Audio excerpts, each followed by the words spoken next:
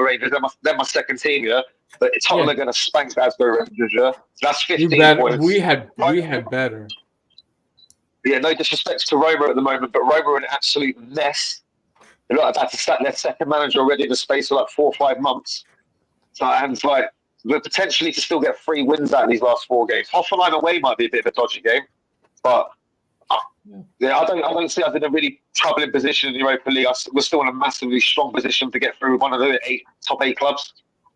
So this ain't panic stations or anything like that. Hey guys, everybody! I just wanted to say hey to Adrian from Tottenham Till I Die. So Spurs DieHards Tottenham Till I Die. I apologize. I said your name incorrectly. But Adrian, my guy, how are you, sir?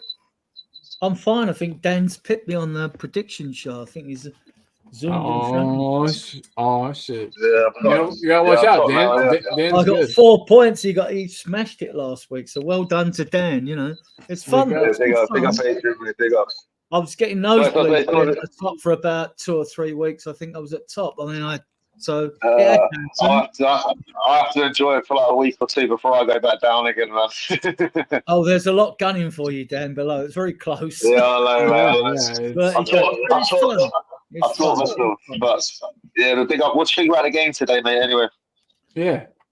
Well, you know, I mean, we were no ball retention first half, no bite in the tackle, sloppy passes. Even the simple passes were sloppy. And the pity of it is we showed what we did in the second half, like, because we know we're a fit team, even with 10 men. With 10 men, we look better. We did. How crazy is that? But anyway, our fitness began to tell, and they began to tire. And the key point was, if we'd have been more composed on the ball earlier on, we'd have given them the run around and tired them out earlier. That game was winnable. I know it's a hard place to go. I mean, look, we'd have a totally different perspective if that was us being knocked out the Carabao Cup or we'd lost a league game. It would be ballistic, wouldn't it? Everyone would be going ballistic, including, and I'd be angry because I don't like league losses, and I don't like to go out of cup. So I'm always annoyed when that actually happens. But too many off point. I like Bergville. He was poor today. I thought Basuma looked better when we had the sending off as well. I mean, like, he sort of seemed to come alive. Bentancur was good. I think the Bergville, I don't know. Do you not think that it's maybe a bit of like the whole team is playing shit, and so it's like, you know, everything goes to the midfield. Was he really that bad? I guess is my question. Counted. I mean, he had 18 years old. You know, he had Basuma with him, didn't he? You know. Yeah. I do understand the age thing, Colin. But today he was making like simple errors. Like there was sometimes where he was taking like a simple touch, and I think he was taking out a touch, and like he was like losing the ball like easy into possession. Like he's going to learn from this sort of experience today. Yeah. But he had like one of them like 5 out of 10. He had like one of them. Yeah, he had like one of them 5 out of 10 performances today. Like, it weren't like. Sorry, I'm not knocking the lineup in hindsight. That's the easiest thing to do. That was a decent team. We know if that same 11 played again, they would play much better. It's just, I mean, like, it wasn't even so much that they pressed us. It's just that they tack. They don't press like we do. Just that they attacked us. They managed to play through us, and it was like when we had. Yeah, no, it really was. It was shocking how easy it was to play through us. Different when you lose the ball in attack, but when you've got the ball and you've got an easy pass and you're sloppy on the day, you're going to pay for it. You know, we could have conceded another couple before half time. We ended up with a respectable scoreline, actually. Not that I think 8 games in the Europa League are going to go to goal difference, but it probably make a difference where we finish in the table. You know, but we will finish up there near the top of the 8 anyway. But it's just like it was an away game, and like, you know, and I think second half Ange did have faults on Ipswich on his mind. He'll say no because I have one game at a time, mate. But he will, you know. That's why stopping off for sure, mate. You know, and And we did have a couple of chances when we were forward. If the touch had just been there, Decky, we had a few chances. I'm literally embarrassed to tell you guys how big of a bet I put on us to tie today. I did it at halftime because the odds were insane, and I knew Spurs had 2 goals in them. I was like, we could definitely do it. And I put, so I only gamble small amounts, right? And then if I win, I never cash out. I'm going for like $1 million, whatever. Anyway, I put $90 for like 1,000 back if we would have tied. But you got to be in it to win it, Colin, mate. I gamble like that as well, mate. So you only. Yeah, the only way to win came from $10. The thing is,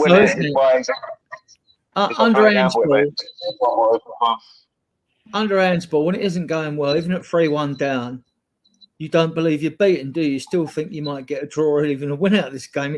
It's affected the fans' mentality that way. I mean, the amount of games. I mean, we've won last season 9 times from losing positions, right? 9 last season, so many games we would get scored on first. They'd score the complimentary first goal, and then we would go to town. And most of the times we've come back, it's been in the last 20 minutes of a game when our fitness is told, and we've kept going. Like Anne says, we never stop. So I'm loving the football. For the neutral, that was a very exciting game to watch today, wasn't it? It was. I mean, like, we're on the receiving end. We're not on the floor or nothing like that. You can be disappointed with us. I'm not even sure I'm that disappointed, to be honest. Yeah, Bergvall was poor, and we've seen it in the season that there's a player in there though. But I mean, he's 18. Shit, I think he's allowed a couple poor matches. But hey, and also a question from Nick around Table Talk. He says, "Do you think Davies would have been better in the 1v1?" No, he would have still got cooked by Yilmaz as well. Yilmaz would have still cooked him as well. Even with his experience and his positioning, that's all he's got, in my opinion, over what would be his positioning and his experience. But even with that, I agree with you guys. I don't want to be Damn, I'll ask you, hindsight critic. I mean, like, I just felt after the game, and this is being a hindsight critic because I wasn't unhappy with the team, but Ange would have learnt by that midfield, and I think it should have been more of 2 holding midfield players. If Bergvall's in there, then Maddison sits on the bench. But that's clever. I mean, it's clever to say that afterwards. If we'd have gone and won the game, it's different. So, I mean, you have to temper your hindsight criticism, really. But look, it's away from. I know it's away from home, and that's it's a bit hard sometimes to get control of midfield. But he should have given like that.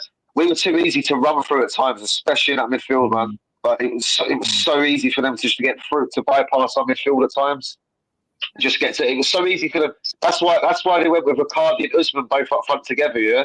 Because I think they realised there was an opportunity to bypass our midfield so easy at times and get to Usman and Ricardi and get Usman and Ricardi isolated in one-on-one situations against David and Dragon. Yeah, that's what they've done. They managed to get themselves isolated, both of them, Icardi and Usman, against David and Dragon quite a lot of times as well. I noticed that as well, which is something that I feel played a part into why they dominated us quite a lot in this game. In my evening, Ryan G, mate. In my team selection, I went Bentancur, Sarr, Bergvall. I did put Bick because I thought, when are you going to play Bergvall? When are you going to play him? If you got to play him in these sort of games, right? But Bentancur, Sarr, and Bergvall, I went. I thought Decky get a rest, but he'd be on the bench if he's needed, And I would have started. He started with Basuma, didn't he? And I would have started. Basuma got better as the game went on, to be honest. But he did absolutely. That's much better than first, in my opinion. I would have started Sarr in this game. Yeah. I would have, because I feel like he's been one of our more better midfielders the last 4 or 5 games as well. And he's starting to become a midfielder now. He's starting to become a veteran almost. He's almost becoming a veteran. He likes to become one of our step up players now. It seems like to step up a lot for us recently, yeah. And like, I look to Son, he's not someone that likes to shy away recently in a lot of these games where we're needing him to step up, and he's been one of these players in like recent weeks, yeah. And I feel like he might have been a good player for this sort of game today as well. I feel like Bergvall was not the right choice for away in Galatasaray, man. No disrespect to the young kid, yeah, but this is a learning curve for him definitely today. But I feel like this is where not hyping up Bergvall too much, but this is where people have to be a bit steady. About a couple months ago, I heard there was people in the chat here, not this chat here, but other chats here, other Spurs chats, wanting him to start the North London derby. Right. Yeah. And I was like, this is too soon, man. Barely anyone's ever seen him play like proper high level competitive games, yeah. And you're talking about playing in North London derby and like a high intensity North London derby from the start. Yeah, I understand giving him 10 or 15 minutes, but today you're sort of seeing, yeah, that he still needs to learn a lot. Obviously, he's young. I understand that, yeah. But today's going to be, Postecoglou gave Brennan Johnson his debut away to Arsenal 2-2, and we should have won that game, but he still gave him his debut. So he's not frightened to throw the kids in. You'd never get a Conte or a Mourinho do that. They would never do that. So at least he tries. And he's experimented with his midfield three. In the pre-season, I noticed that, like the first 10 games of last season when we were flying, it was Saab, Basuma and Maddison that played them 10 games. And in the couple of the pre-season games, I keep my eye on it because I think, who are you going to start with when the season starts? A couple of pre-season games, he went Saab, Basuma and Maddison. This is before Decky stepped up and, forced himself into the midfield, which looks like it's going to be his niche now, his niche position. But if you've got, from doing a whole bet called a Heinz bet, when it's do 6 or for fun at 5p a pop, like if you've got 6, you've got 30 combinations, 30 trebles. So with only 6 midfielders, Andrew's got 30 combinations of a different midfield three he could probably try, I think. So it might be less. So with 7 with Decky, it's even more. It's going to be interesting in January because, like, we know we're after a left back. We know we're probably after a left centre back. If one of the young centre backs, if Dorrington, Vuskovic, who's playing out of his skin, and Ashley Phillips is playing well at Stoke, doesn't get called. That's depending on how the loan deals are arranged. So they're arranged for a season and we don't get them. But I think Vuskovic is old enough. He's 18 by the time he comes to Spurs in January. Yeah. No, he absolutely will be. Yeah. We've got to get another left back in. This is Davis's last season. So we know there's we've been saying that about Davis for 2 or 3 seasons. Cope with the midfield, but you're looking at Basuma has got to show his class. We know he's got class, right? He's got to do what he can do at his best consistently. Because if we're bringing in midfielders in, if Johnny Cardoso comes in, we're looking at that Rangers, and we're looking at another midfielder as well. Apparently, it caught the press already. I'm already pissed off with the rumours, right? But if we are, well, they ain't going to be able to keep all these midfielders. And I think Sarr stays, and I think Basuma's the one who's probably most under threat. It may even be Basuma and Betancourt that are under threat. Madison, you do need a Madison type player, but the thing with the ball playing number 10s, how many of them do you actually have that's consistent throughout a season? They don't show the same consistency as a dynamic, energetic midfielder. They don't, so. Yeah. I mean, a player like, I know Mahrez is kind of 1 in a million. Not really. I mean, like, you want a player like that, or even an Eriksson, like a player that can contribute in the build-up play and the creation of things, but also finish a ball off and make an intelligent run and score a goal. And you know what I mean? It just seems like, I agree. James Maddison seems a bit one-dimensional right now. So, Ryan G says he felt sorry for Gray playing at left back up against a winger like Yilmaz. We talked about this before we jumped in, Adrian. But what do you think about that? I thought Gray was okay. I think Gray's shown that he's all right at this level. He's done it at Man City, and that cross to Johnson for the ball to Lancashire for the goal. I mean, that shows. See, he's not just a tank fullback that just defends for his life. Tackles, heads the ball, puts the ball at a touch or whatever, shows he's got vision. He has got good vision, Gray, to pick a pass. And he does tend to want to drift a little bit from there into midfield as well. When he's even though he was on the left, but that was a lovely cross. That was a lovely cross. Yeah. And Johnson's actually the ball through the way he took it to put Lancashire in. That was good as well. I've warmed to Johnson. He's got a lot more to him. His technique and the goals he scored, the way he finished them with composure. I thought, yeah, there you have got something that I've missed before. So absolutely. Worst performance since Coventry tonight, says the Sheriff. Holy smokes, he's not holding anything back. Would you agree with that, Dan? Well, it wasn't great, was it? If you look at how many shots they had, if you look through the squad, like we had what?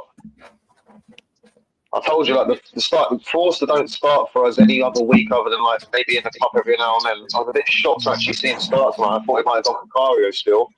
I wish we had gone Vicario. Yeah. Yeah, because I'm not really a fan of having to rest goalkeepers. You know what I mean? I know people say, "Oh, like it's good to give goalkeepers minutes." There's no reason. Consistency. Yeah, consistency. Yeah, I understand. I'd rather see my goalkeeper play as many games as possible, especially when my first choice goalkeeper is massively clear of my second choice goalkeeper. But Vicario is still making mistakes himself. Like, he's looking a bit vulnerable at times, but he's clearly ahead of Forster. That automatically made him vulnerable this game straight away. No disrespect to him, but then you go obviously. You look at like left back, like Gray's playing there. His first start at Spurs at left back. Yeah, he's played at right back started, but that's his first start at left back. Then you got Ben Davis, who's not our first choice left sided centre back. Then you got Dragusin, who's not our first choice sided right centre back. So that's what. And then you got the only one who's playing, probably starting against Ipswich. Like if say all our defenders were fit. The only one who would be playing out them players I just said then would be Porro. The other four wouldn't be playing at the weekend against Ipswich. Then you go in the midfield. You go in the midfield. Berglau ain't starting. That's five of the players, yeah. And then you go in there. Who else started in midfield? It was Basuma. Basuma and Maddison. Correct. That is correct. Yeah. So there were 7 changes from the team. Yeah.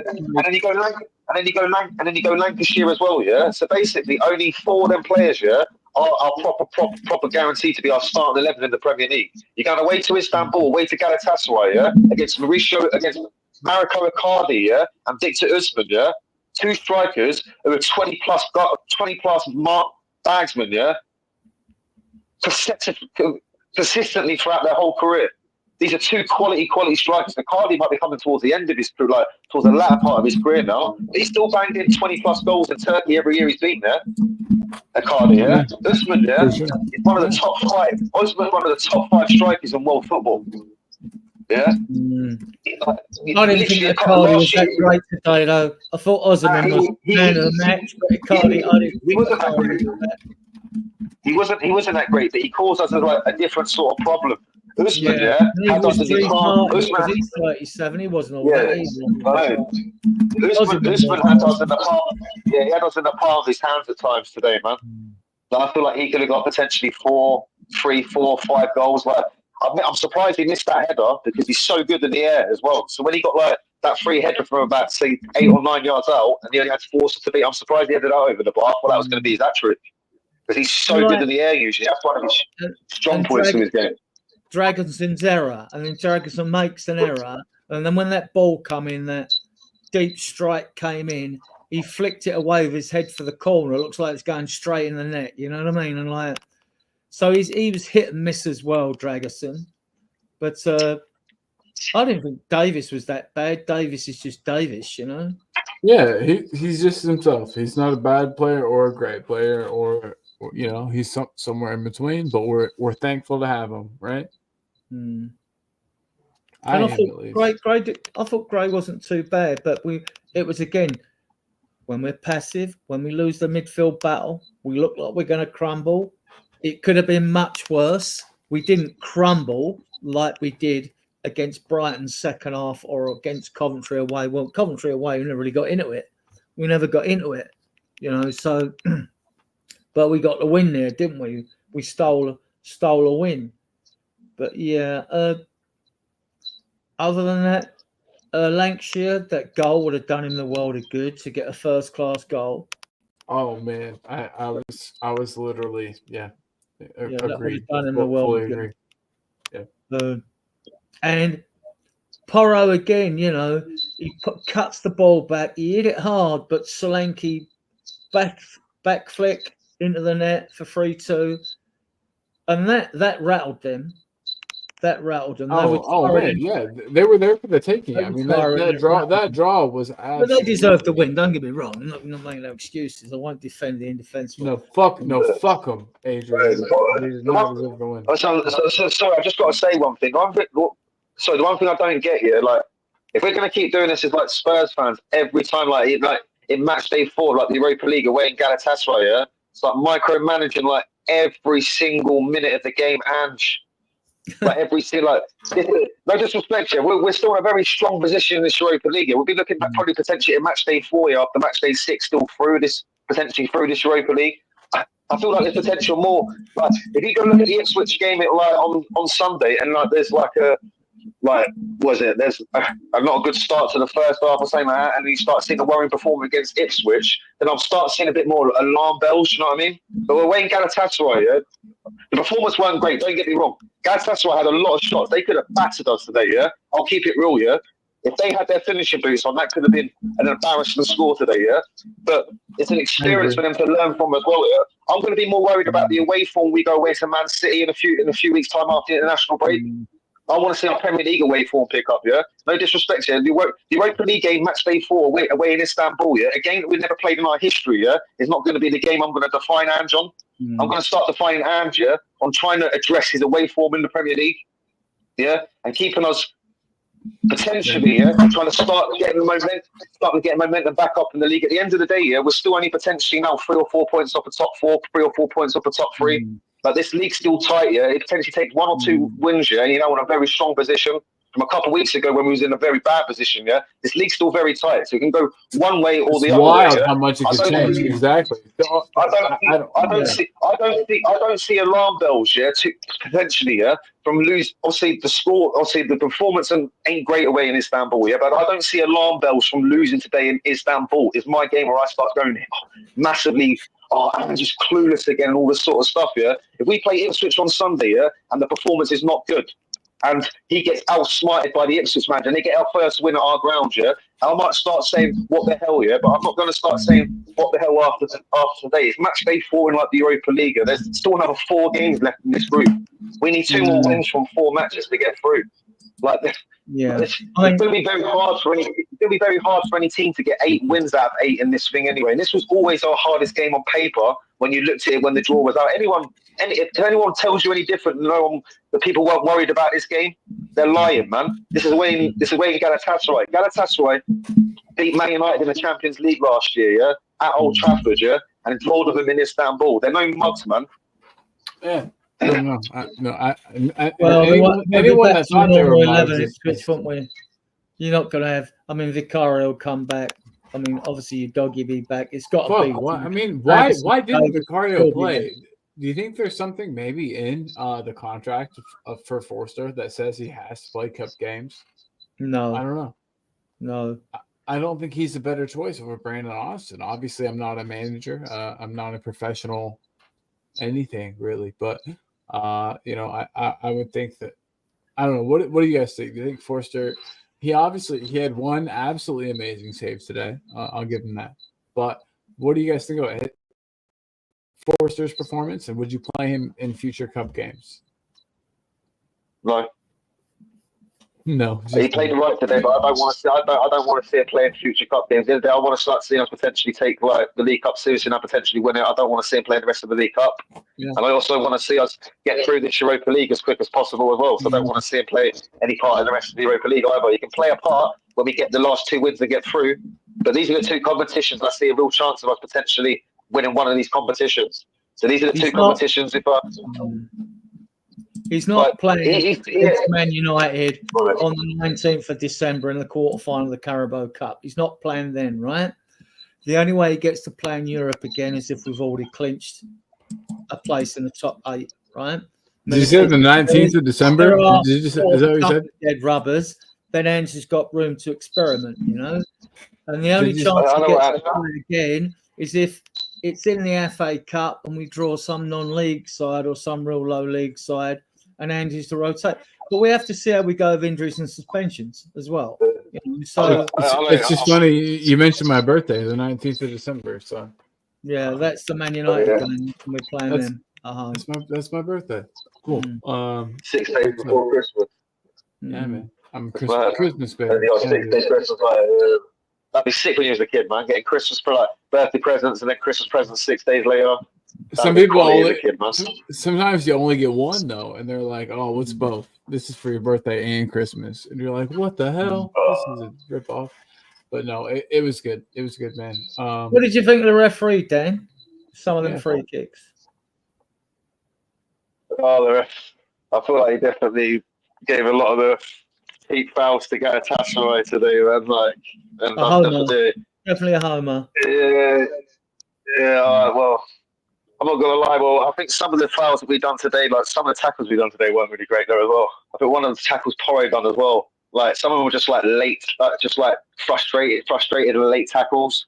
Where I just feel like it felt like a frustrated day. It felt like a frustrated day today, man. Even like we got the 2 goals, like I just feel like it was a bit of a frustrated day today because it felt like from like as soon as like the tempo got set early, it just felt like they were in control from like the first 5 minutes, and I just felt like I knew what was going to happen today, man. I knew we was going to lose this match. Like this one, like would you have put money on us? What did you think of the shoulder charge on Decky? Because I thought it was a bit behind Decky for a shoulder charge, which would have made it a foul and a penalty in one way. You remember the shoulder charge when Decky went down? Yeah. I went for a pin. I must have missed that. I must have missed it. I went to the toilet, so I must have missed that. When did that happen? What minute was that? Must be towards the end. Late 60s, early 70s, right? No, I didn't see that bit, but what you I can't remember. Yeah, I mean, there were plenty of challenges that match that I thought were, at least yellow card worthy when the players received nothing. But yeah, I mean, Adrian's right. This one occurred in the penalty box. That's my first goal was good. No, I mean they're a good team. You can't deny it. Their first goal was good. Their first goal, that guy hit that pretty sweet, man. That volley. Yeah. Their first goal, and then Hez makes a point here. I think Maddison. I think he'd be on the bench against Ipswich Sunday rather. I'm going right, but I mean, because I think that's why he played today. Show us something, and to be honest, Maddison didn't show anything today to me. Right. So he kept losing the ball, getting in possession, couldn't find a man, and all that. And he's the one with the vision. Don't get me wrong; he's a really good player, but he's not in. Yeah. He was okay against Villa and that, but he's not in top form like we see in the first 10 games of last season. I mean, were those games an anomaly? Is that his level? I mean, no, it's hard to know. No, I just think it's a form thing. If you've got the talent, you've got the talent. You can use it against any team. But I just think like you see, didn't you? Like, Bentancur came on the second half. Why? He's being rested. So Bentancur plays Sunday. Basuma did play well to guard, but Sarr come on late. So Sarr's playing Sunday as far as I'm concerned. Sarr and Bentancur are playing with Kulu in midfield Sunday. That's the way I read it. That sounds great. Thinking. I mean, I could be wrong. My team selection was wrong today because I didn't pick Forster in goal. I gone with Vicario. I didn't pick Porro. I picked Udogie to play instead of Porro. And as Udogie's left-sided, that is something I do question. I think, well, Gray's not, everybody says he ain't a right back or a left back or whatever. He can do a job, though. It might not be his best position we're going to see him in eventually, whether it is in centre midfield or as a 6. But he did okay. But to me, that tells me like Bentancur and Sarr are starting probably with Decky. Yeah. And if Johnson, Solanke and Son are the other 3 up front, unless, I mean... Son was poor, man. Son was awful tonight. He was. Yeah. He wasn't great. I'm a big defender of Son, yeah, but Son was awful, mate. He's one of our senior players, like weighing this down ball tonight, yeah, and he was awful, mate. There was a chance here where he was like a 2-on-1, yeah, and he had the ball coming to him, and he overtouched the ball, like he could have slotted it to the other guy on the side, but he's our senior player there, yeah, and he sort of like went missing in that game, man. I'm not Hold on, real quick. at all. I just want to say David Clark Sorry, says, no, you're cool. I just found this comment from David Clark. Big up David Clark. It says, Galatasaray are the top scorers in the Euro Conference this season.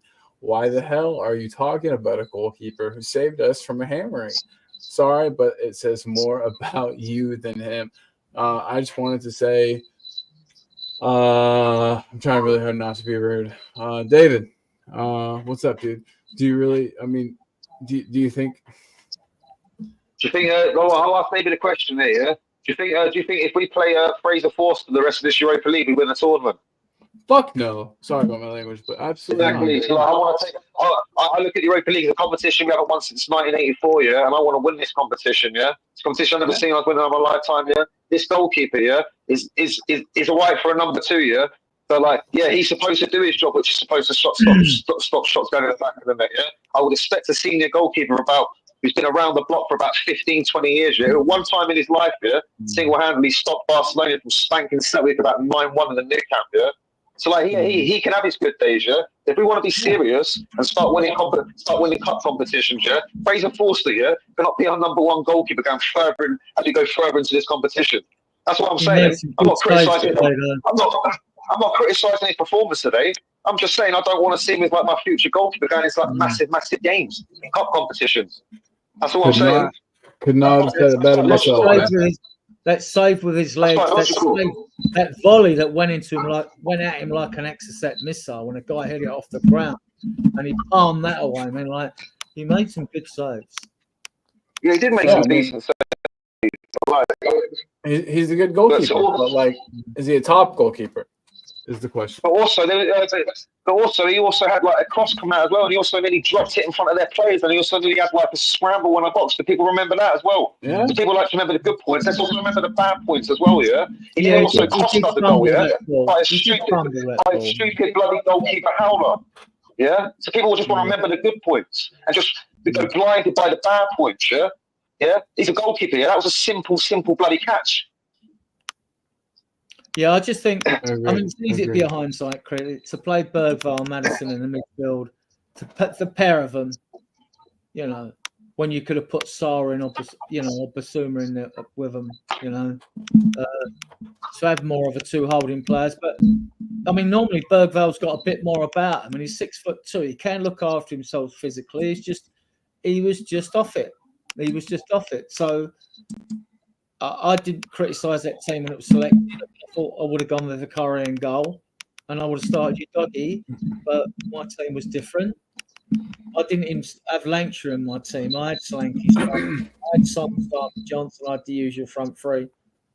I thought, go get something. Because you can play a strong 11, or what you may consider to be one of your strongest 11s, if you think that by half time you've got hold on the game, you're winning the game, you can substitute people and do it the other way around rather than substitute when things go wrong.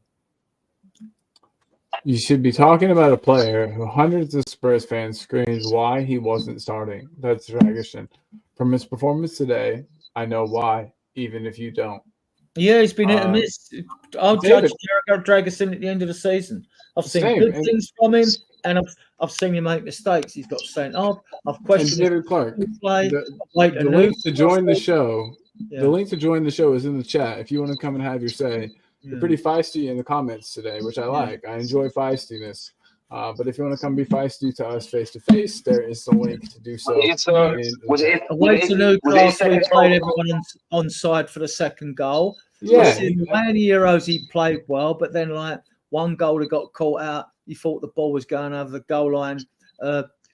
Decided the goalkeeper, they played it back and they scored against him. So I've seen him look good, very good in the air, quick on the ball. He has got a pass on him and all that as well.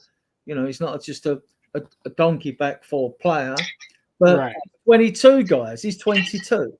You know, Right, and we know that as a rule, defensive players seem to mature later or like refine their game a little later than attacking players. So I agree. And this is also like his only third consecutive start for Spurs. Was it like 12 months since he's been here as well? People also need to remember that as well. Yeah, it's a bit hard to get consistency as a central defender when you're barely getting games as well. Yeah. So he might have had an off day as well, yeah. But sometimes it's hard to get consistency as a defender when you're barely getting minutes. But he's just glad to be getting starts at the moment. They're barely even getting played. Oh, so dude, trust me, people are quick to criticise players, man. Like the guy's barely had how many starts has he had at Tottenham since he's been here? Not even probably 7 or 8, barely, I was man. going to say 6. I Probably think. barely 6. Yeah, and he's probably like this is his most consecutive starts he's had at the football club, yeah. And he's had 2 relatively decent games before this game, yeah? He done all right against Man City, yeah? And he done really well at the weekend as well. As soon as he has like half a shocker, a real bad shock, yeah? He'll just go straight in on him, man.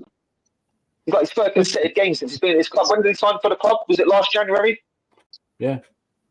Correct. So what, in the space of 10 months, he's had what? 3 consecutive starts, yeah? In 10 months. That's his longest period having consecutive starts, yeah? And people expect him to play blinders every single match. Come on, man. People need to be realistic. Turn down Bayern to come here. Yeah. People need to be realistic as well, man. Trust. People need to be real about it. Trust me, like, how come any sort of player get consistency, yeah? As a professional, any sort of like level 1 athlete, yeah? When they're barely getting any minutes as a player here as well, yeah? You expect him to just play blind with 8 out of 10, 9 out of 10s every single match. It's very rare, man. Right. Yeah. As a centre back, especially as a centre back as well. I agree with Chris Yeah, Peters. I thought Lancashire was fouled before the sending off when he tried to recover the ball. So I'll let you guys know the secret. I was watching a stream. It wasn't a very reliable one. You guys know what I mean without me saying it. And it took me a second, and I did not see that goal. Or not the goal, but sorry, the red card. So Adrian, fill me in. What happened? So Lancashire, what happened? Lancashire was forward. He looked like he was sort of half in control of the ball, and he sort of turned. And a player it's one of them when they're grabbing and all over you, and he's gone down. Mm-hmm. I mean, in most cases, a free kick would have been given, but I suppose the refs give it as 6 of one and half a dozen the other. Well, I haven't got the referee's line of sight. I'm watching on the screen. I thought it was a foul. Right, I thought there was a few fouls we should have had during that game that we didn't get, and they went the other way or they played on.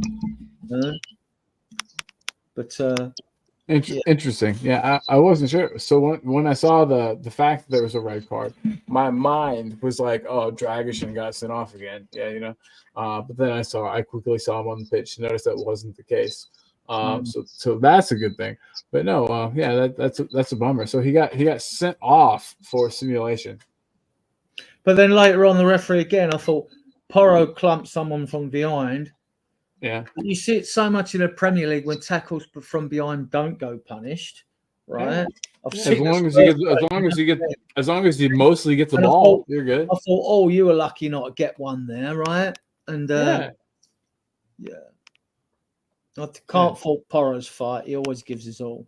Porro is kind of my hero. He along with Sar are the only 2 players on our team that'll take a long shot, that'll take an effort from range. And it goes a long way for us. I mean, it really helps us out. So, I absolutely agree.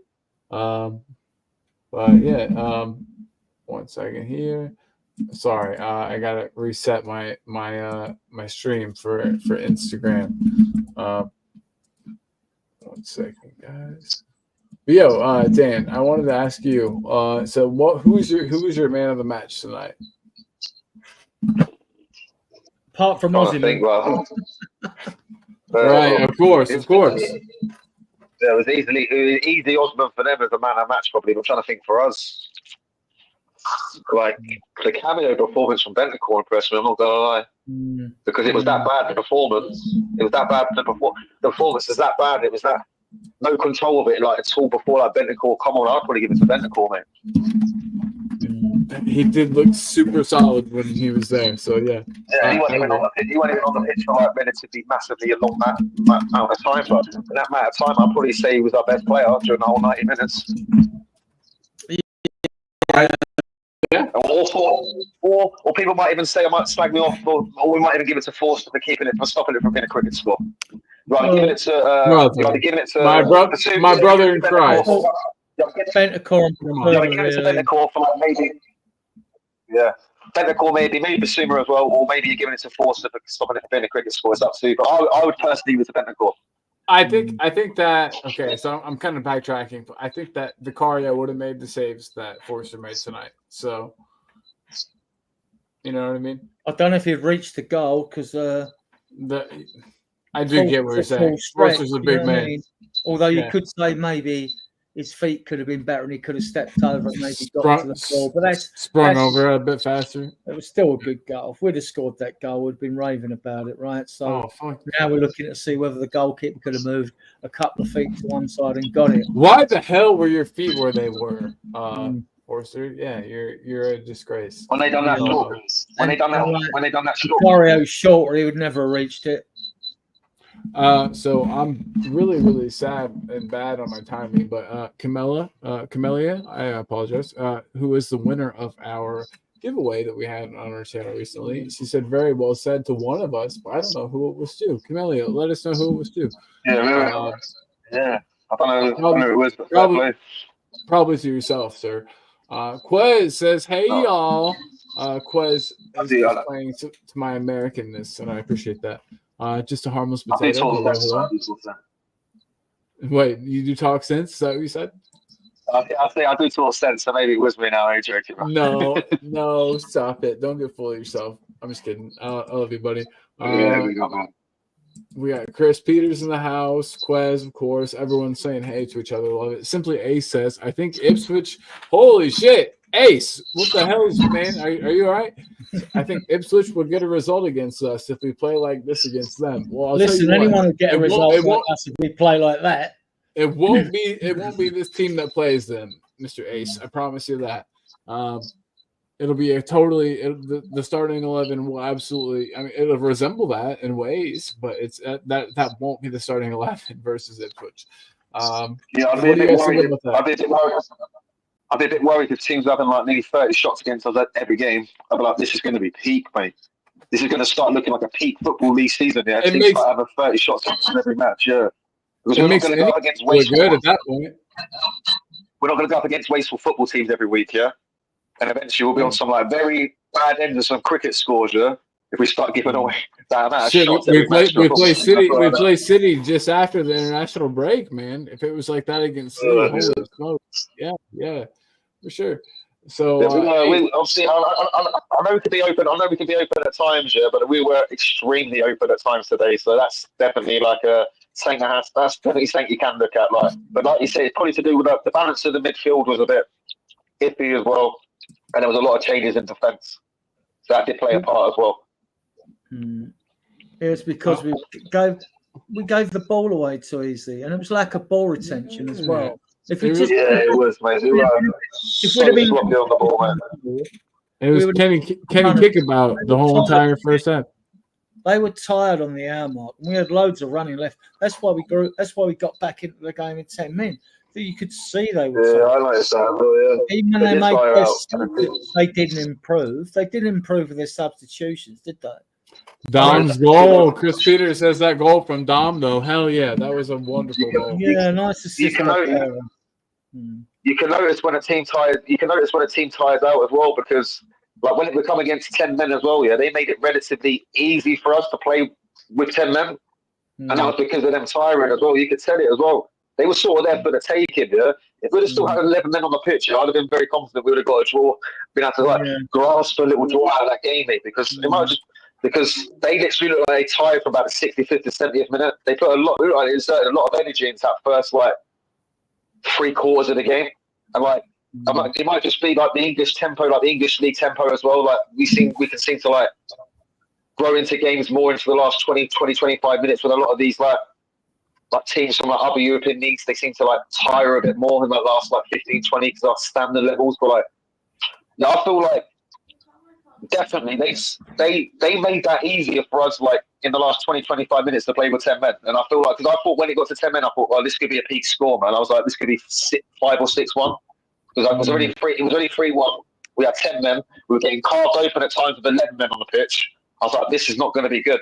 And it seems to be like we seem to have found a bit more of an element when we go down to 10. And it seems to be, I just feel like they tired at the right. They seem to have tired just around the time when we, about like 5 or 10 minutes after we got the sending off, about 5 minutes after we got the sending off. If we didn't get our sending off, mate, we might have got back. We might have been able to find a way to have got back proper back into this game. And got like I honestly think we would have had a 4-3, brother. Yeah, we were so close a couple of times. Decky's chance where the net was open. When Solanke was put through, and like instead of being direct and keep going straight, oh yeah, he cut back across. He cut back onto himself. He turned, and that allowed them to get more set. And he ended up losing the ball. And I thought, like, why don't you just drive on and hit one? You know what I mean? Yeah. Can do no worse than Werner. Decky literally having an open goal to smack the ball at, and he hits it wide. I mean, the goalkeeper was so far out of his box. So all he had to do was a simple chip lob. Bummer. Would have made me a bunch of money too, Decky. Thanks, I appreciate it. I know that's definitely not the reason to follow sports or to care, but you know it helps. But Donald Trump, Donald Trump won money in the election, man. Big up. Hey man, I had a combined triple on William Hill. I had Mbappe and Haaland to get over one shot on target. They both got spanked in the match 4-1 and 3-1. I don't even care about the scoreline. And I had Donald Trump to win the election. I didn't know you could. I honestly didn't know you could gamble on that, man. Yeah, I don't know William Hill. Like, it was a combined triple. It was like it was pretty mad. It was just to make the election fun to watch. I was like, I'm just going to make it fun to watch it. I've got money on it, and that made me want someone to win it. I was like, fuck it. I don't know anything about it, so I was like, yeah, big up, man. I've heard of Donald Trump there, because I used to watch wrestling back in the day when I was a little kid about it. I used to watch wrestling back in the day when I was a little kid, and he had that little his hair match against Vince McMahon back in the day. So like, and he said some crazy shit, but he was quite funny. But yeah, he won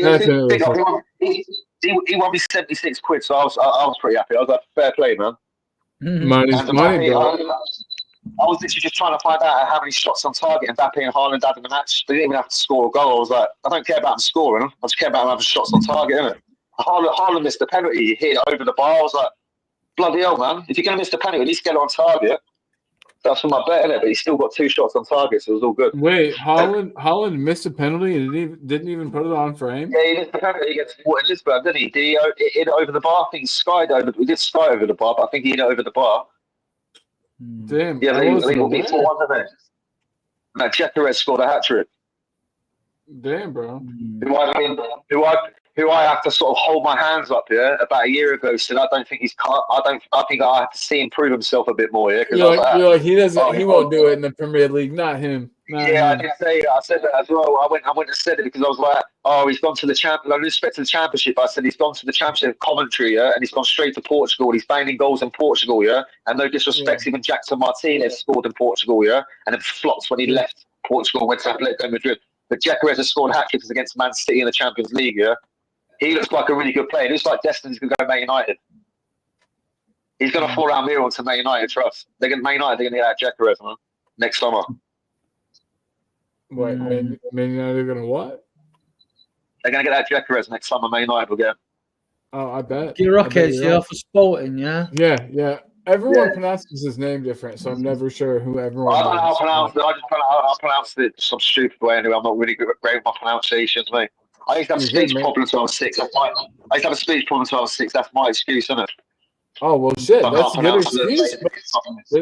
Your speech sounds good now, brother. So you're all good. I was half deaf. I was half deaf till I was 6, so I had to go to speech therapy till I was 6 years old. Damn, son. Well, I'm glad you're all better, man. That's good stuff. Life's cool. Good, how it turns out, you know? I did talk till I was 6, so I'm making up for it now, innit? You're definitely you're always a vocal member of the community. Yeah, big up. Yeah, we love that. Big up. Or as Josie would say, small down. Small down for sure. Cheers, Chris. Yeah, look at this. Chris Peters has Adrian and Ian met the Spurs DieHards TTID link right there for everybody who would like to He's join. got Ben Colton's link as well. Does he really? Let me scroll down a bit. Drula says, asking for your favors now, Ryan. Hold on. Sorry, let me go a bit.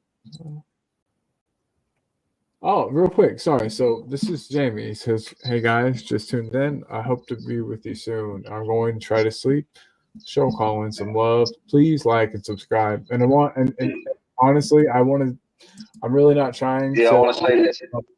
But this is a picture of Jamie and his mama. And Jamie's mom passed away like less than what time is it there? Anyway, probably about 24 hours ago.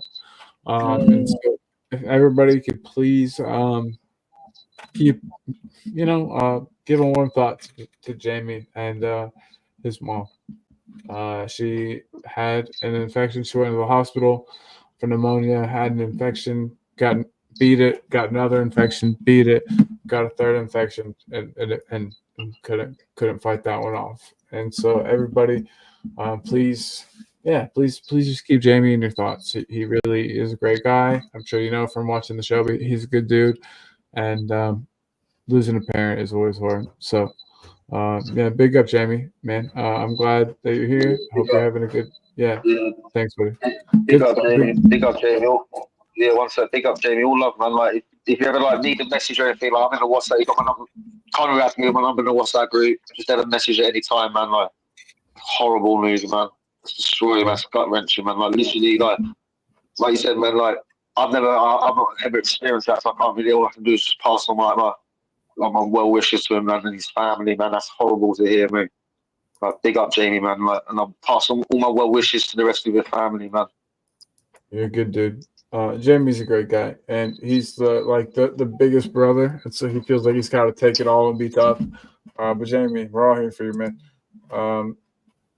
So yeah, sorry to bring everybody. I don't want to bring anything down, but I also want to be respectful and show respect to Jamie's mom. So so there we are. And like I said, everybody, we all lose our parents someday. It's terrible. I lost my dad about 2 years ago. Life's weird. Life's really weird. But basically, just take care of each other. And Adrian will appreciate life. Appreciate life. So I say as well, like definitely, and take care of each other. You know, you've gotta help out. You know, the people you care about. Adrian's been around the block. He knows that. Just be good people. You've seen us win trophies. You see us win trophies. I just want to see some of them eventually one day, mate. That's what I want to see before. Like, I want to see some trophies. Yeah. Like, am I going to see a league title? We have to see a league title in our lifetime. I'm not 100% sure, but I'll be happy to see some cup wins and maybe a UEFA Cup win as well. I really want to win the UEFA Cup because I have to hear about my mum and my uncle talking about the '84 win all the time. Yeah, I want to lie for it, so it really pees me off. Because my mum was young. She was 14. I've seen this one. Yeah, she was 14. Yeah, she was 14. My uncle was 16. And also, I want to win the FA Cup as well because obviously we won it in '91. I was only 10 months old when we won it, so I can't really remember that. I was born in December, so we were like we're almost in that year. That we're almost the same age. I'm 2 months older than you, Dan. Same age. I'm 34. Oh, wait. Yeah, so was it like, I'm only 33 until December. I'm born in 1990. Oh shit! Okay, I'm barely. Yeah. I'm December 1991. So yeah, I was born in 1955. 55, you old man. No, I'm just kidding. I would have been about 10 months. I would have been about 10 months old when Spurs won the '91 FA Cup. But like I was saying, man, my mum and uncle were both at the '81 and '82 FA Cup finals when the City won in the QPR finals. Both of them. They're all from Tottenham, my family. I'm the only one born in Milton Keynes, so they've got all these memories of Tottenham when they were great, like when they won trophies. And I'm the only one in my family who hasn't got really these memories. Oh man. Wait, don't tell me you're an MK Dons fan. Nah, I just support him. I'm from Milton Keynes, but I don't support Dons, man. They're embarrassing, bro. Get them out of Milton Keynes. They're shy at me. I don't care. Do you know I give a crap about them, bro? I'm Spurs, mate. I'm Spurs, yeah, and I've always had a soft spot for Rangers as well. They're the only two teams I give a crap about. And I'm just making sure. I hate MK Dons. Yeah, and unfortunately, I have to support England because I'm bloody from England, even though they're pants every bloody major tournament. But unfortunately, I just have to go through the grail of supporting bloody Just England. So believe unfortunately, they're the three we're teams going to I enter a golden period of winning trophies, right? Oh, mate. Just be glad you're an I will American. take literally. Like, what trophy do you want? If you're going to realistically know, what trophy would you want the most? Spurs fans will take any trophy, yeah. But what trophy Europa do you League, want bro. the most? I want more than one any trophy this year. I want more than one. I'm greedy, but I want the Europa League. Yeah, I want the FA Cup as well. Only the three that I want. I've seen us win two League Cups in my lifetime. Yeah, so obviously I wouldn't mind seeing us win another League Cup. Yeah, I want to see us win the UEFA Cup. Also, I want the Premier League. That'd be the ultimate one. So honestly, just winning the Carabao Cup and Europa League this season. Yeah. And then build on that. You know why the Premier League one would be the best in a way though? Because it would proper show like a consecutive whole season of us being a really good football team, and it would be like the cup would be proper like. But I think it's coming. Rival fans could make an excuse for us winning that trophy if you won a Premier League, yeah, because after a 38-game season, yeah, if you consecutively done it, you deserve to be league champions, yeah, in a cup competition, yeah. Same thing go your way in a final, yeah, or you strike a bit of luck, yeah, and you win a cup, yeah. That's happened with a lot of teams in cup finals, yeah. It would be nice. It would be nice to score a goal in the final because in the last three finals, we didn't even score a goal. We didn't even score a goal in the last three. Is our last goal on a final Woodgate? Is our last goal on a final? Did Jonathan Woodgate was it? Probably. Jonathan Woodgate. Wow.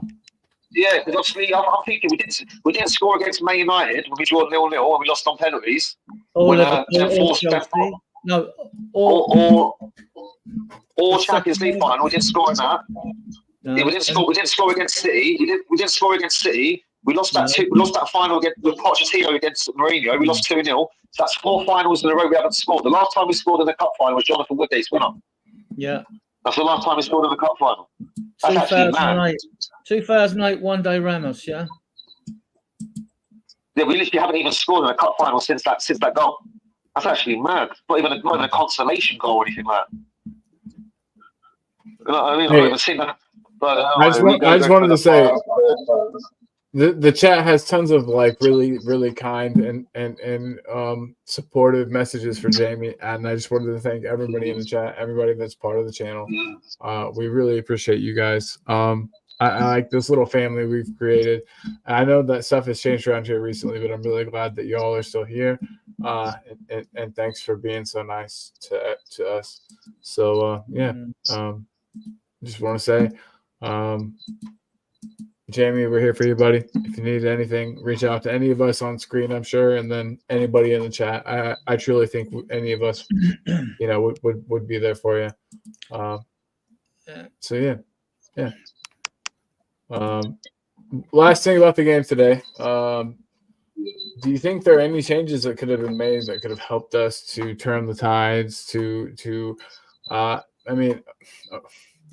Had you been the manager, and also you have hindsight, you could pretend like you don't. What do you think what would the answer be? What would you have changed at halftime? What would you have done to turn the game to to our tide? Turn the tides to us. Well, I ain't knocking him for his substitutions either.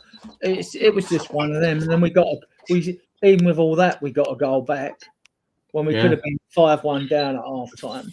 Phenomenal goal too, I'll just say. And we got a goal back, and we give ourselves an outside chance of practically getting a draw or something,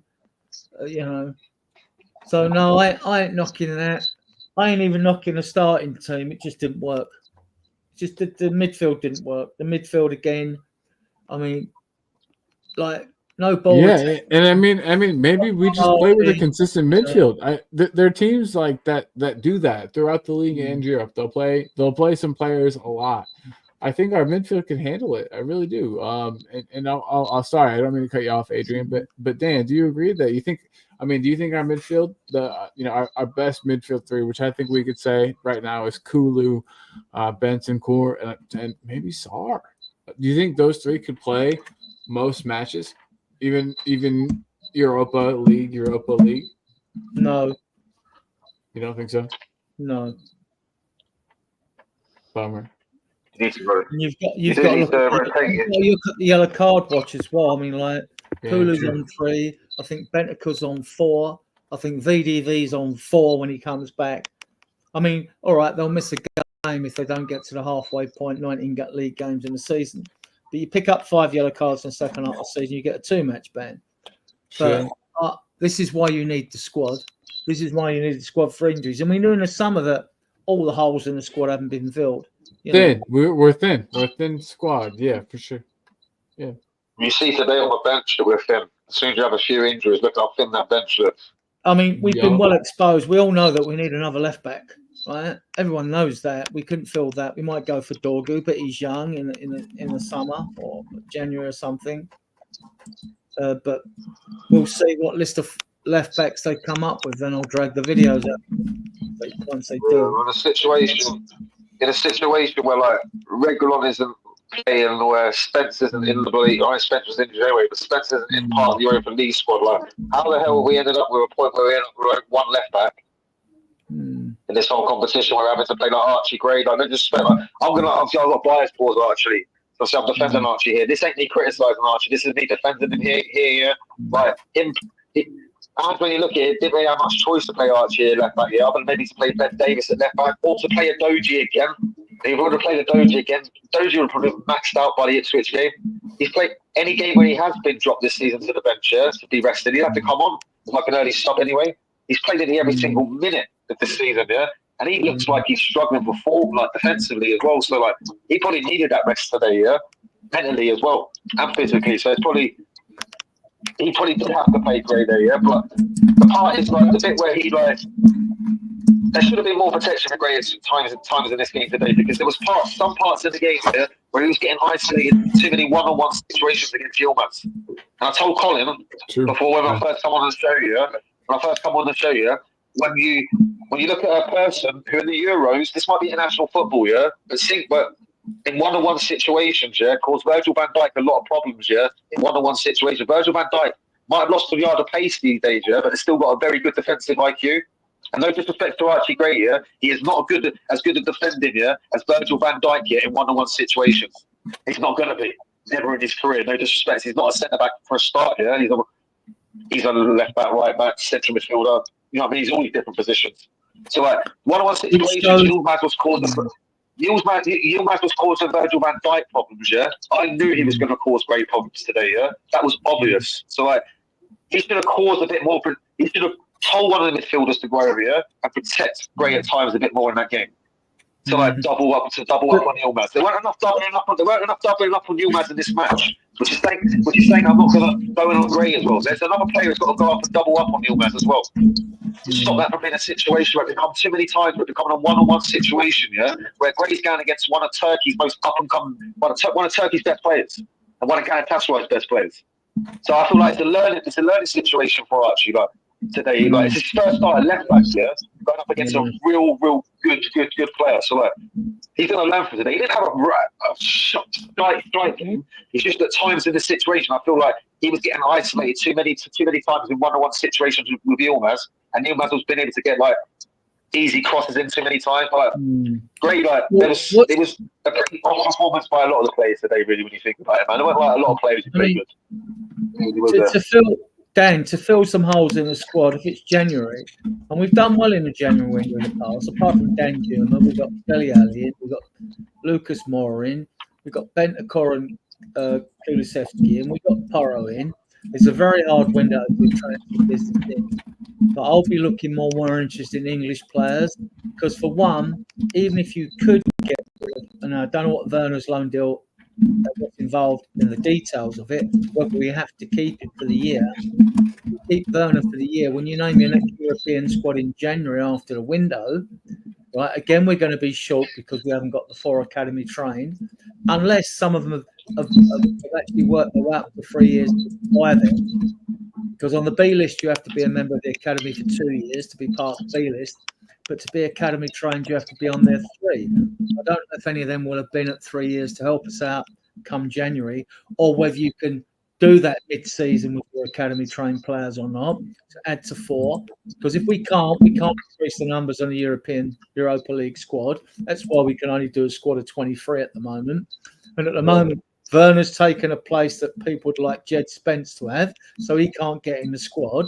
But if Werner went in January, then you can bring Spence in. But the point is, you've got to know what our injury situation is in January. If Odeberg's fully fit and flying by then you can say, right, we'll ditch Werner for out place for Spence.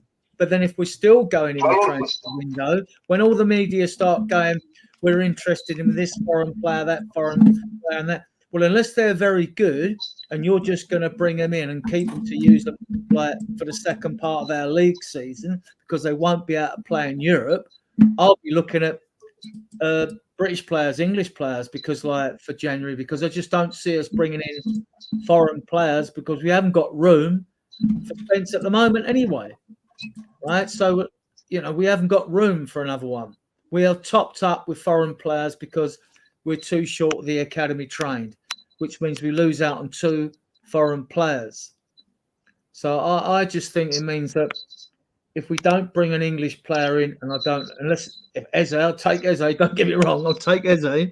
But if we don't but I don't see Palace, and then you have to take in consideration, well, if teams are challenging for honours or facing relegation, they're not going to get rid of their players.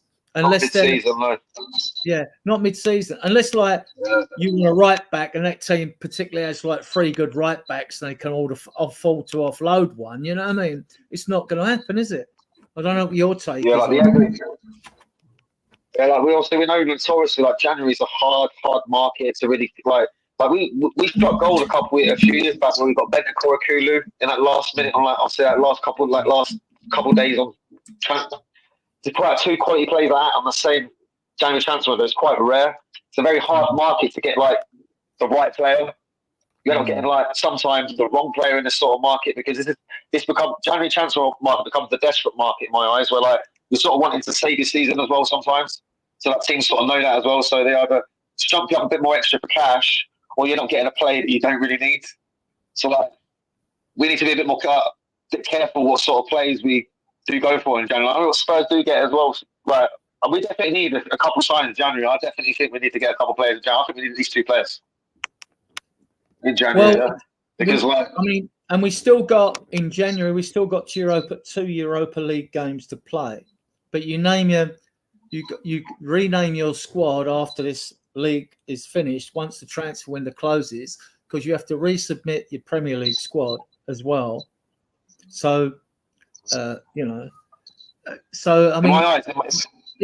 is tricky. We are light, but we knew in the summer we weren't going to fill all the holes in the squad in the summer. We knew that, right? We knew it's going to take, a few windows, and to be fair to Ange, this is why you need time.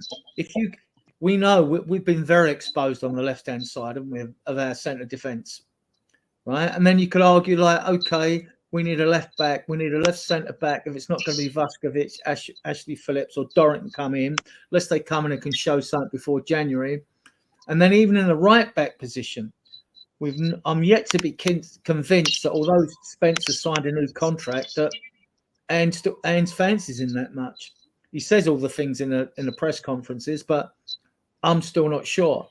I'm not sure about Spence. So then you're looking at left back, and if it's not going to be Gunter or Austin coming in, we've got to be looking at bringing in a second goalkeeper as well, another goalkeeper.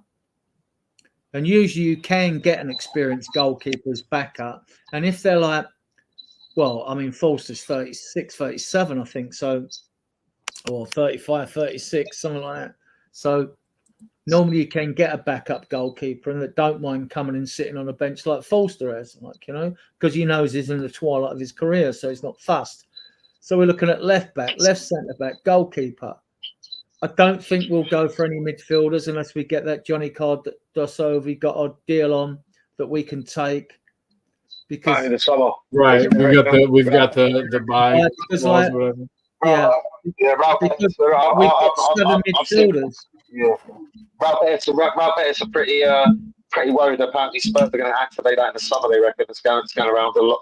That's what I heard apparently, like last week as well. But there's in a hierarchy around Betis, they're pretty confident that Spurs are going to activate that. Because I think it's 30 million, 25, 30 million or something like that. Yeah, We can activate that from up till now till next summer.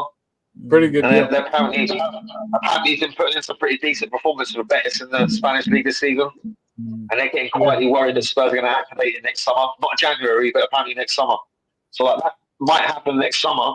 But we definitely have to get another left. We definitely have to get another left back. and I don't think I think Richarlison stays to the summer minimum. He stays because you've got him and Solanke. You still got Lancashire. It's just a question of like if Odegaard's fit or not. Because otherwise Werner will get. But on the left you got Mikey Moore, Son, and that. So we may. I mind you, we got Yang Hook coming in. So in January, so we might be sorted on the right. I mean, we really should. I mean, our main real big problem. Can he play on the left and the right? Can he play on both sides? Can he play on both sides? That Yang Hook? Most wingers can play on both sides. Yeah. He spends all this time on his non-Manchester side. He's left sided. Play on both sides. He's left-sided. He's left-footed, but he plays mostly on the right. His favourite side is right side, obviously. Yeah, because it's the fashion nowadays with wingers. But he can play on the left too, yeah. It's the fashion, so as they can cut in. It's all about closing this, moving into the close. Create short distances between you and your forwards and create chances. So that's why they'll sort of play. I'm just looking more at his versatility because he's probably coming in someone who can cover them both sides. If he can play both sides, then he might be able to play on the left or the right line. What I like about him, and I like that Scott Olsen, who was in Belgium, then he went to a French team. He didn't do so well. Went back to Belgium again. He's banging goals. I want wingers who score goals. Yang Min Hook, he scores goals, and he scores bangers as well from outside the box. That's what I want. We want goal-scoring forwards, not Werner, who can't score to save his life. You're on mute. Yeah, Werner. Scott Olsen's a brute, isn't he? I was just saying, the scoring from distance is what makes me happy with him. We need more players that could score from distance. We don't have players that even test from distance, except for Poro and sometimes Sarr. But fellas, I'm sorry to do this. Only an hour and a half in, but I'm gonna have to probably end the show here pretty soon. I'm not working more anyway. Yeah, I was gonna say, and I'm just getting tired and don't feel super well today. But you guys, I just wanted to come and talk about the win. Thank you, boys, both for joining me. Just so Jose's got his show tomorrow, guys. His prediction show. I'll be there. I'll be there. 4 o'clock. It's usually 4 o'clock unless something happens, and if it is, it's only half hour late. And then at 8 o'clock tomorrow. 8 o'clock tomorrow, I shall be doing a show. We shall be dissecting this game and doing a preview of Spurs Ipswich on Sunday. So, hell yeah! Everyone's Can't beat it, welcome. you guys. And everybody, Chris had put their link in the chat. Let me find that real quick. 1 second here.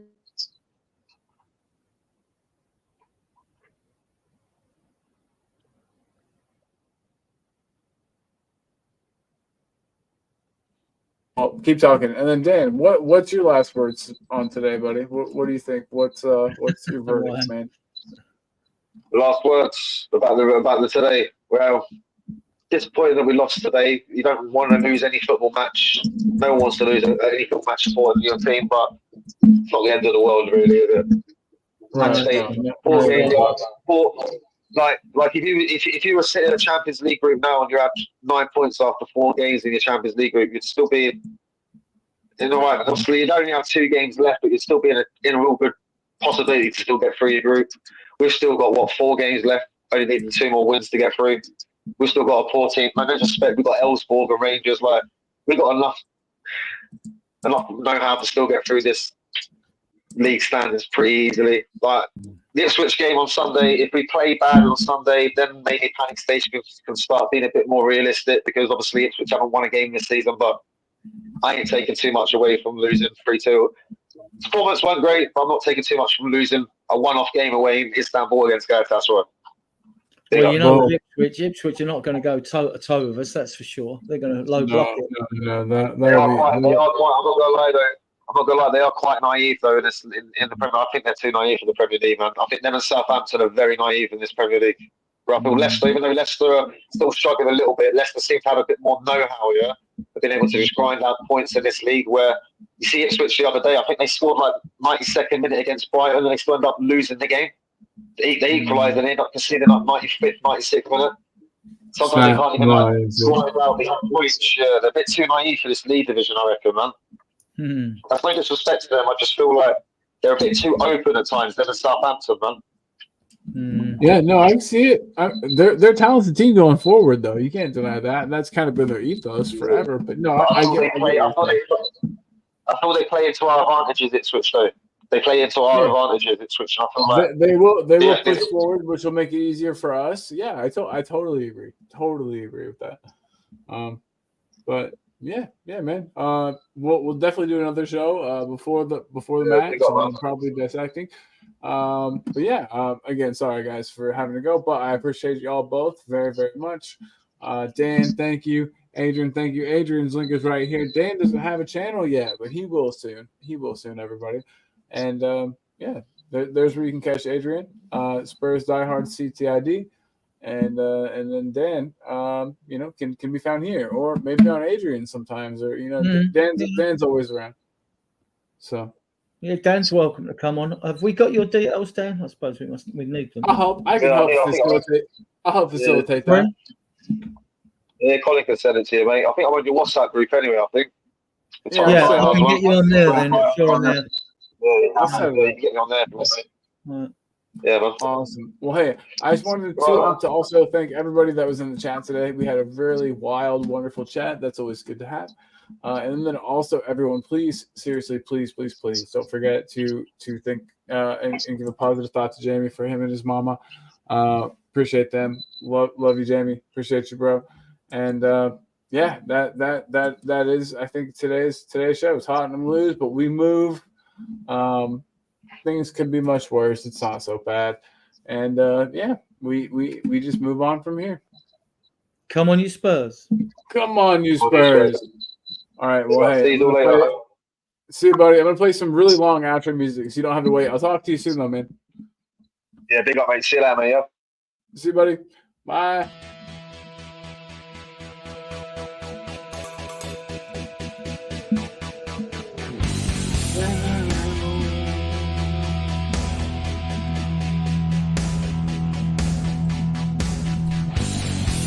My team's got James Madison. James Madison is what we need. Whoa, thank God we got James Madison. This kid plays ball like you would never believe. Whoa.